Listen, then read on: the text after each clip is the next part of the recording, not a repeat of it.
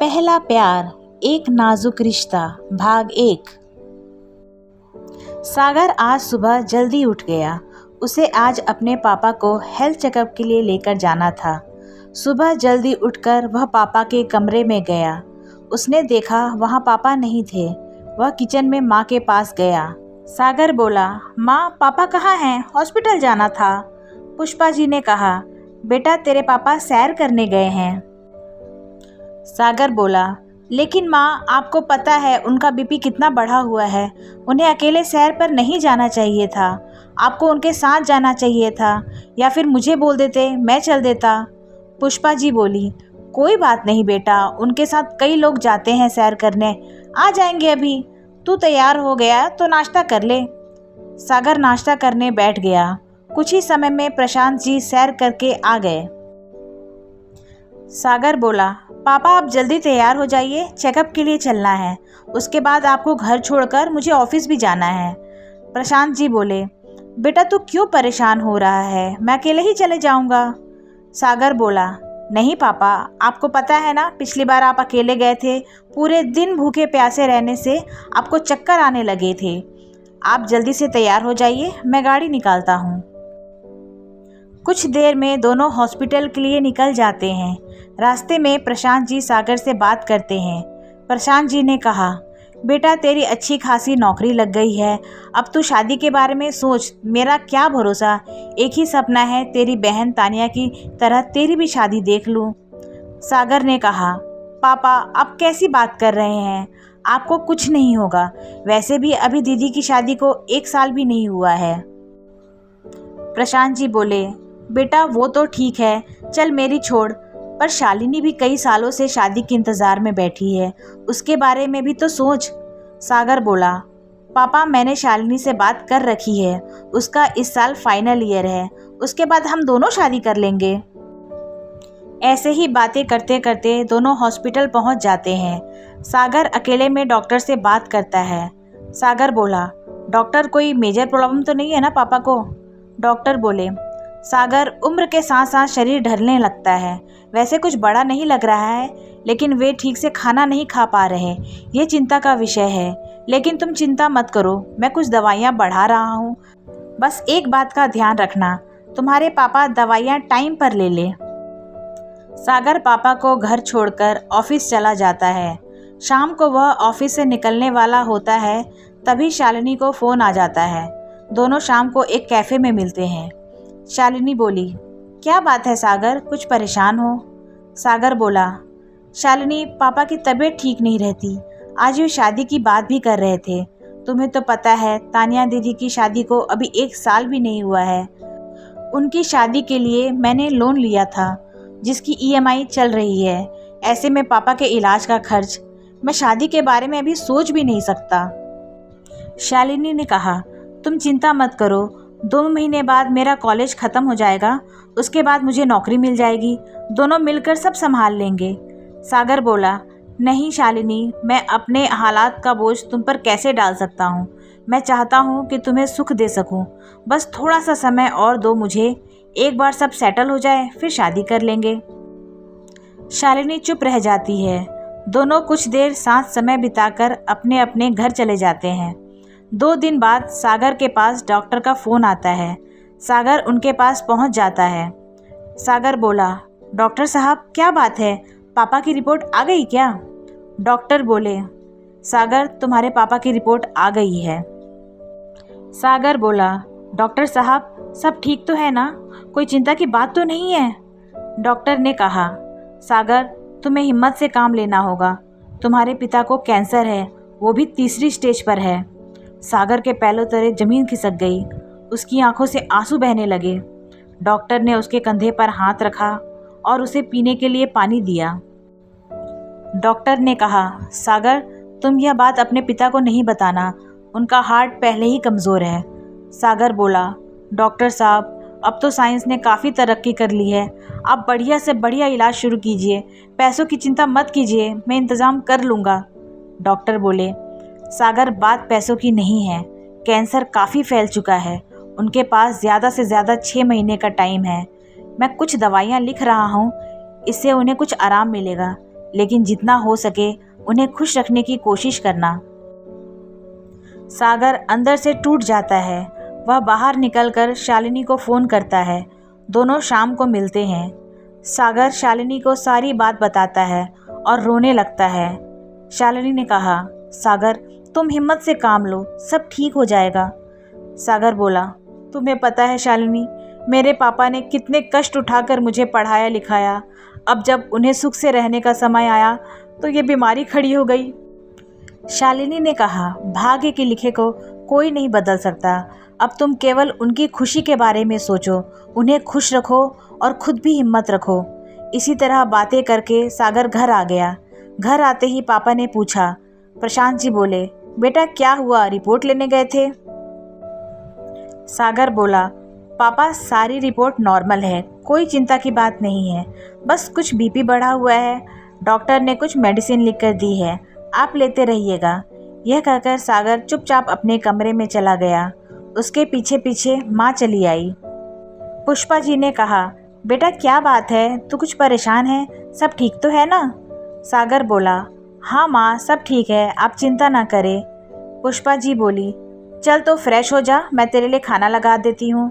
सागर बोला, नहीं माँ, वो शालिनी से मिलकर आ रहा हूँ, वहीं हमने खाना खा लिया था। आप और पापा खाना खा लो और सो जाओ, मैं भी सोने जा रहा हूँ। उनके जाने के बाद सागर कमरा बंद करके बहुत देर तक रोता रहता है। अगले दिन वह घर से ऑफिस जाने के लिए निकला, लेकिन आज उसका ऑफिस जाने का मन नहीं था। इधर एक दिन पहले जब शालिनी घर पहुंची तो उसका मन काफ़ी उखड़ा हुआ था। घर पहुंचते ही उसने देखा उसके पिता हिम्मत लाल जी सोफे पर बैठे हुए थे। शालिनी की माँ सुशीला किचन में खाना बना रही थी। हिम्मत लाल जी ने कहा, बेटी क्या बात है, बहुत परेशान है?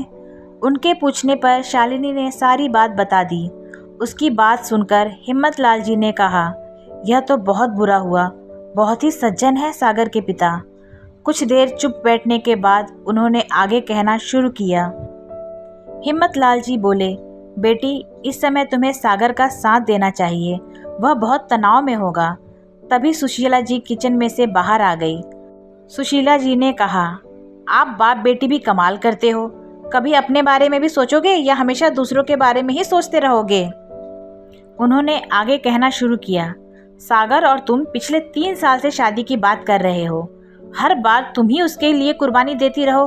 पहले उसकी नौकरी नहीं थी, जब नौकरी लगी तो यह कहकर शादी के लिए मना कर दिया कि बहन की शादी करनी है। उसके बाद भी हम इंतज़ार करते रहे।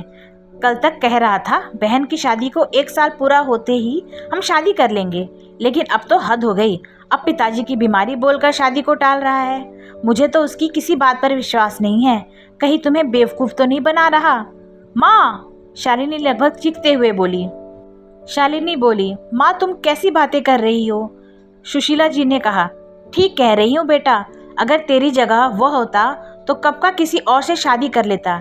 क्या कुर्बानी सिर्फ औरतों के हिस्से में आती है? शालिनी बिना कुछ बोले उठकर अपने कमरे में चली गई। उसे माँ पर बहुत गुस्सा आ रहा था। वह कुछ देर तक बिस्तर पर पड़े रोती रही। फिर उसने उठकर मुंह धोया। फिर वह माँ की बातों के बारे में सोचने लगी, लेकिन इस बार उसे गुस्सा नहीं आया और कहीं ना कहीं माँ की बातें ठीक लगने लगी। आखिर 4 साल बहुत लंबा समय होता है। अगले दिन जब वह सुबह सोकर उठी तो मन बहुत उदास था। असमंजस की स्थिति थी कि ऐसे में सागर का साथ दे या अपने भविष्य के बारे में सोचे। वह फैसला नहीं ले पा रही थी। इसी कश्मकश के बीच सागर का फ़ोन आ गया। शालिनी बहुत कंफ्यूज हो रही थी, इसलिए उसने फ़ोन नहीं उठाया। इधर सागर फ़ोन किए जा रहा था, लेकिन शालिनी फ़ोन नहीं उठा रही थी। सागर ऑफिस न जाकर उसी कैफ़े में आकर बैठ गया जहां वह अक्सर शालिनी के साथ जाता था। उसने एक कॉफ़ी ऑर्डर की। कॉफ़ी पीते पीते उसके दिमाग में अलग अलग ख्याल आ रहे थे। पापा की बीमारी के बारे में सोचता, फिर उसे चिंता होती कि शालिनी फ़ोन क्यों नहीं उठा रही। अपना आज और अपना भविष्य उसे सब कुछ धुंधला नज़र आ रहा था। इधर शालिनी अपने कमरे में बैठी थी, तभी उसके पापा कमरे में आए। शालिनी की आंखें सूज रही थी। हिम्मत लाल जी ने कहा, बेटा क्या बात है, पूरी रात रोती रही है क्या? शालिनी बोली, नहीं पापा, बस ऐसे ही। हिम्मत लाल जी ने कहा, मैं सुबह से देख रहा हूँ, कई बार तेरा फ़ोन रिंग हुआ और तूने उठाया नहीं। कहीं सागर का फ़ोन तो नहीं था? शालिनी थोड़ा असहज होते हुए बोली, जी पापा, लेकिन मूड नहीं है उससे बात करने का। हिम्मत लाल जी ने कहा, लगता है तूने अपनी माँ की बातों को मन से लगा लिया है। मैं ये नहीं कहता कि तेरी माँ गलत कह रही है, तुझे उससे शादी करनी चाहिए या नहीं ये तेरा फैसला है। लेकिन एक गलती जो इस समय तू सबसे बड़ी कर रही है वह यह है कि उसे इस समय तेरी ज़रूरत है। इतने पुराने रिश्ते को एक पल में नहीं छोड़ा जाता, वो भी उस समय जब उसे तेरी सबसे ज़्यादा ज़रूरत है। घर में वो किसी से बात नहीं कर सकता, अपने दोस्तों से वह कम ही मिलता है। ऐसे में अकेली तू ही है जिसे वह अपना समझकर फ़ोन कर रहा है। उसे इस समय किसी के सहारे की ज़रूरत है जो वो तुझ में ढूंढ रहा है। शालिनी ने कहा, लेकिन पापा, मेरी भी तो ज़िंदगी है, मुझे भी तो अपने भविष्य के बारे में सोचना है। हिम्मत लाल जी बोले, बेटा, यदि तू उसके साथ अपना भविष्य नहीं देखती तो कोई बात नहीं, लेकिन एक दोस्त की तरह उसकी परेशानी में उसका साथ तो दे सकती है। शालिनी को अब अपनी गलती का एहसास होता है। वह तुरंत सागर को फ़ोन करती है। शालिनी बोली, सागर, क्या बात है, सब ठीक है ना? सागर बोला, कहाँ हो यार शालिनी, सुबह से कितने फ़ोन किए तुम्हें? शालिनी बोली, वो कुछ ज़रूरी काम था, बताओ क्या काम है? सागर बोला, उसी कैफ़े में बैठा तुम्हारा इंतज़ार कर रहा हूँ। आज ऑफिस जाने का मन नहीं था, क्या तुम एक बार मिलने आ सकती हो? शालिनी ने कहा, ठीक है, मैं 20 मिनट में पहुँचती हूँ। शालिनी का जवाब सुनकर हिम्मत लाल जी मुस्कुराते हैं और कमरे से बाहर निकल जाते हैं। कुछ देर बाद सागर और शालिनी मिलते हैं। शालिनी बोली, सागर, क्या बात है, इतना परेशान क्यों हो? सागर बोला, शालिनी, मैं बहुत टूट चुका हूँ, पापा का चेहरा मुझसे देखा नहीं जाता। आज पता लगा यदि कोई अपना साथ छोड़कर जाने वाला है तो कैसा महसूस होता है। यह सुनकर शालिनी को धक्का लगा। वो सोचने लगी, इस समय वह भी तो यही करने जा रही थी। अगर पापा उसे नहीं समझाते तो वह भी तो सागर का साथ छोड़कर जा रही थी। ऐसे में उस पर क्या बीती थी? शालिनी बोली, सागर, इतना मत सोचो, सब कुछ भगवान पर छोड़ दो। यह समय टूटने का नहीं है, अपने परिवार के साथ ढाल बनकर खड़े रहने का है।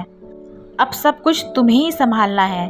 तुम टूट जाओगे तो तुम्हारे परिवार का क्या होगा?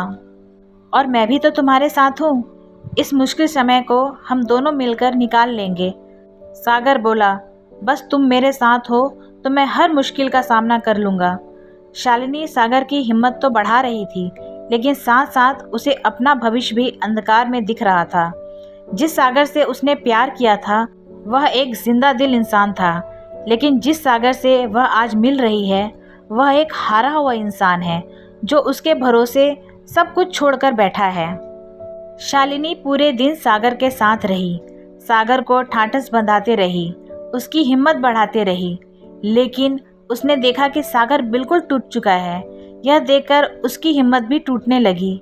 एक तरफ अपनी माँ की बातें और एक तरफ अपने पिता की बातें, दोनों में तालमेल बैठाने की कोशिश करती, लेकिन सागर की बातें सुनकर माँ का पक्ष भारी लगता। इसी तरह पूरा दिन बीत गया। शाम को शालिनी को घर छोड़कर सागर अपने घर आ गया। आज सागर थोड़ा ठीक था। ऐसा अक्सर होता है, जब भी हम किसी परेशानी में होते हैं तो कुछ समय बाद मन उसे स्वीकार कर लेता है कि शायद यही नियति थी। वैसे ही आज सागर यह मन बना चुका है कि शायद उसका और उसके पापा का साथ कुछ ही दिन का बचा है। ऐसे में उसे ही घर की जिम्मेदारी संभालनी है।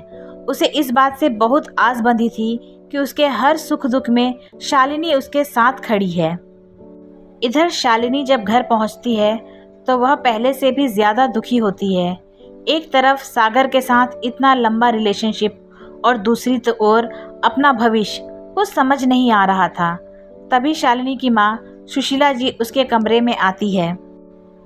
सुशीला जी बोली, बेटी, मैं तेरे भविष्य को लेकर बहुत चिंतित हूँ, इसलिए तुझे बार बार सागर से दूर रहने के लिए कह रही हूँ। आज सागर पर परेशानी चल रही है, वह बात अलग है, लेकिन प्रैक्टिकल होकर सोच, ऐसे हारे हुए आदमी से तुझे क्या सुख मिलेगा? दूसरों की भलाई के चक्कर में तू अपना जीवन तो बर्बाद नहीं कर सकती। शालिनी बोली, लेकिन माँ, यह तो सोचो, अगर यह सब मेरे साथ हुआ होता तो क्या होता। सुशीला बोली, बेटी तू बहुत सीधी है। अगर यह सब तेरे साथ हुआ होता तो सागर तुझे कभी का छोड़कर भाग गया होता, क्योंकि तू एक लड़की है, तुझे वो इमोशनल कर देता है। यह सुनकर शालिनी सोच में पड़ जाती है। उसे रात भर नींद नहीं आती। सुबह उठकर वह एक फैसला करती है। इधर सागर अगले दिन ऑफिस जाने के लिए निकल रहा होता है। तभी उसके पापा उसके पास आते हैं। प्रशांत जी ने कहा, बेटा तेरी मम्मी अभी किचन में है। मुझे लगता है कि तू कल से बहुत परेशान है। क्या बात है? सागर बोला, नहीं पापा, ऐसी कोई बात नहीं है, बस ऑफिस में काम ज़्यादा था, उसी की टेंशन है। प्रशांत जी बोले, बेटा मेरी बीमारी को लेकर तो कोई बात नहीं है जो तू छुपा रहा है। सागर बोला, नहीं पापा, ऐसा कुछ भी नहीं है। अब मैं चलता हूँ, बहुत देर हो रही है। सागर ऑफिस पहुँच जाता है। वह बहुत कोशिश करता है काम करने का, लेकिन उसका मन काम में नहीं लग रहा था। सागर बोला, क्या मैंने पापा से झूठ बोलकर सही किया? तभी शालिनी का फ़ोन आ जाता है। शालिनी बोली, सागर मुझे तुमसे कुछ ज़रूरी बात करनी है अभी। सागर बोला, क्या हुआ शालिनी, हम शाम को तो मिल रहे हैं ना, तभी बात कर लेंगे। शालिनी ने कहा, नहीं सागर, सुन लो, तुम्हारे सामने मैं बोल नहीं पाऊंगी। मैंने आज फैसला किया है, मैं चाहती हूँ अगले 15 दिन में हम शादी कर ले। सागर बोला, ये तुम क्या कह रही हो? शालिनी बोली, सागर प्लीज़ पहले पूरी बात सुन लो। या तो हम अगले 15 दिन में शादी कर ले, या फिर मैं प्रमोशन लेकर 3 साल के लिए कनाडा चली जाऊं। यही 2 रास्ते हैं मेरे सामने। अब मैं अपना करियर और रिलेशन दोनों को लटका कर नहीं रख सकती। सागर बोला, शालिनी तुम मुझे छोड़कर जाने की बात सोच भी कैसे सकती हो? शालिनी ने कहा, सागर मुझे भी अपने बारे में सोचने का हक है या नहीं? या मैं केवल तुम्हारे इंतज़ार में अपना सब कुछ दांव पर लगाकर बैठी रहूं? सागर बोला, शालिनी मुझे कुछ टाइम दो, मैं सब ठीक कर दूंगा। इस समय पापा की बीमारी के अलावा मुझे कुछ दिखाई नहीं दे रहा। शालिनी ने कहा, मैं भी तो यही चाहती हूँ कि तुम्हारे पापा अपने सामने अपने बेटी की शादी देख ले। तुम आज ही उनसे बात कर लो, 2 दिन का समय है तुम्हारे पास। यह कहकर शालिनी ने फ़ोन काट दिया। सागर मन में सोच रहा था, शालिनी कितनी स्वार्थी हो गई है। इसे केवल अपनी शादी, अपने कैरियर की पड़ी है। मेरे हालात के बारे में तो वह सोच भी नहीं रही। चली जाए जहाँ जाना है। सागर कुछ देर अपनी चेयर पर बैठकर सोचता रहा। सागर बोला, लेकिन मैं शालिनी के बिना ज़िंदगी की कल्पना भी नहीं कर सकता। मुझे उससे बात करके उसे समझाना चाहिए। सागर शाम को बात करने के लिए शालिनी को बुलाता है। शालिनी ने कहा, देखो सागर, मैं तुम्हारे हालात जानती हूँ, लेकिन मैं अब और इंतज़ार नहीं कर सकती। सागर बोला, शालिनी तुम्हें मेरे पापा की बीमारी नहीं दिखाई दे रही? एक बार सब सेटल हो जाए फिर शादी भी कर लेंगे। शालिनी ने कहा, नहीं सागर, तुम्हारे पास 2 दिन है। अगले सप्ताह मेरा कनाडा का ट्रांसफ़र है, मुझे बता देना। यह कहकर शालिनी उठकर चली गई। सागर निराश होकर घर आ गया। उसे कुछ समझ नहीं आ रहा था, क्या करे, किससे बात करे। अगले दिन सागर शालिनी को फ़ोन करता रहता है, लेकिन शालिनी फ़ोन नहीं उठाती। शालिनी घर पर अपनी माँ से बात करती है। शालिनी बोली, माँ मैंने ठीक तो किया ना, मुझे बहुत बुरा लग रहा है। सुशीला जी ने कहा, बेटी अगर वो तेरा साथ चाहता है तो उसे तेरी बात माननी चाहिए। उसके पिता भी बेटे की शादी देख ले, इसमें बुराई क्या है? और अगर वह अपनी जिम्मेदारी से बचना चाहता है तो तुझे उसका साथ छोड़ देना चाहिए।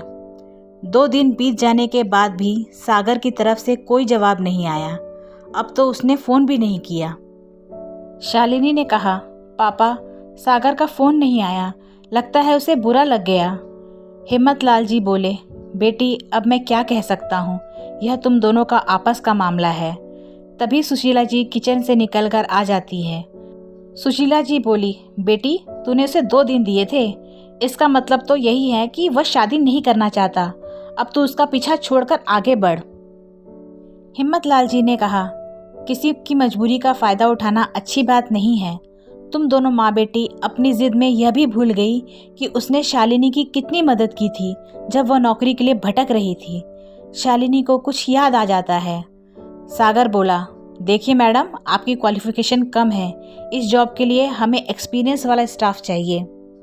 शालिनी ने कहा, सर एक चांस दे दीजिए, मैं 2 महीने में सारा काम सीख जाऊंगी। सागर बोला, मैडम मैं आपको नहीं रख सकता, आप टारगेट पूरा नहीं कर पाएंगी। यह सुनकर शालिनी रोने लगती है।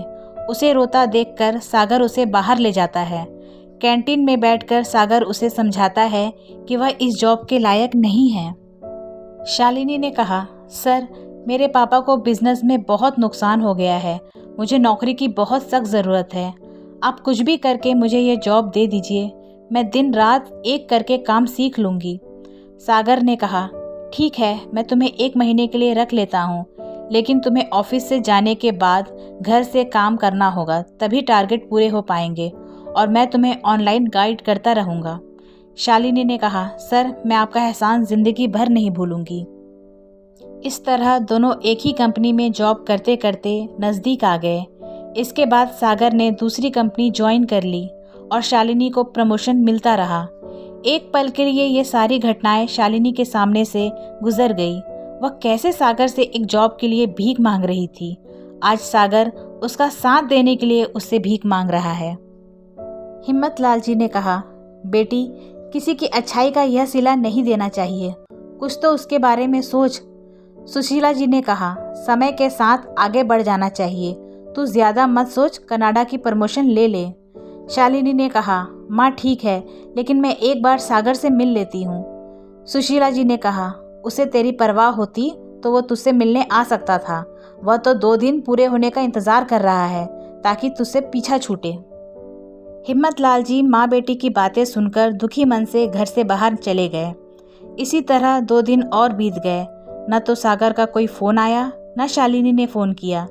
शालिनी को सागर पर बहुत गुस्सा आ रहा था। इसी गुस्से में शालिनी ने कनाडा जाने का फ़ैसला कर लिया। ऑफिस से घर आकर उसने सामान पैक किया। जब वह एयरपोर्ट के लिए निकल रही थी, तब हिम्मत लाल जी ने उसे समझाया। हिम्मत लाल जी बोले, बेटी तूने जो फैसला ले लिया उसके लिए मैं तुझे कुछ नहीं कहूँगा, लेकिन जाते समय एक बार सागर से मिल ले या फ़ोन पर बात कर ले। शालिनी की आंखों से टप टप आंसू बह रहे थे। शालिनी ने कहा, नहीं पापा, उसने एक बार भी मेरे से बात नहीं की, अब मैं उससे कभी बात नहीं करूँगी। यह कहकर वो एयरपोर्ट के लिए निकल गई। कनाडा पहुंचकर उसने सबसे पहले अपनी सिम चेंज की, जिससे सागर उसे कांटेक्ट न कर सके। कुछ ही दिनों में वह अपने काम में बिजी हो गई। सागर से उसका संपर्क बिल्कुल ख़त्म हो गया था। उसे आज़ादी सी महसूस हो रही थी, लेकिन शाम के समय उसे कभी कभी सागर के साथ बिताए लम्हे याद आते तो उसकी आंखों से आंसू बहने लगते थे। शालिनी को कनाडा गए 6 महीने बीत गए। इस बीच उसे सागर की कोई खबर नहीं मिली। एक दिन वह ऑफिस से घर आई, खाना खाकर सोने जा रही थी, तभी हिम्मत लाल जी का फ़ोन आया। हिम्मत लाल जी ने कहा, बेटी कैसी है, कई दिन से फ़ोन पर बात नहीं हुई। शालिनी बोली, पापा मैं बिल्कुल ठीक हूँ, आप कैसे हैं? हिम्मत लाल जी ने कहा, मैं ठीक हूँ, ये ले काव्या से बात कर। काव्या और शालिनी एक ही ऑफिस में काम करती थी। काव्या शालिनी के घर आई थी अपनी शादी का न्योता देने। काव्या बोली, शालिनी तू तो विदेश जाकर सबको भूल गई। शालिनी ने कहा, नहीं बहन, तुझे कैसे भूल सकती हूँ, एक तू ही तो है जिससे मैं अपनी हर बात शेयर करती हूँ। सुना तू कैसी है? काव्या बोली, मैडम इंडिया आने के लिए तैयार हो जाओ, 1 महीने बाद मेरी शादी है और मैं कोई बहाना नहीं सुनूंगी। शालिनी ने कहा, सच? मज़ा आ गया, मैं तो वैसे भी आने वाली थी, चल अच्छा हुआ, अब तेरी शादी में ज़रूर आऊँगी। काव्या ने कहा, हाँ आजा, बहुत मज़े करेंगे। शालिनी वापस आने की तैयारी करने लगती है। वह छुट्टी के लिए अप्लाई करती है, उसे छुट्टी मिल जाती है। शालिनी एयरपोर्ट पर पहुंचकर देखती है तो सामने उसके मम्मी पापा खड़े होते हैं। इतने दिनों बाद किसी अपने को देखकर उसकी आंखें छलक जाती है और वह दौड़कर उनके गले लग जाती है। कहानी में आगे क्या हुआ ये जानने के लिए भाग 2 का इंतज़ार करें, और अगर पहला भाग पसंद आया हो तो कहानी को ज़रूर पसंद करें, साथ ही दोस्त और परिवार के साथ शेयर करें। अपने अनमोल सुझाव कमेंट करें। धन्यवाद।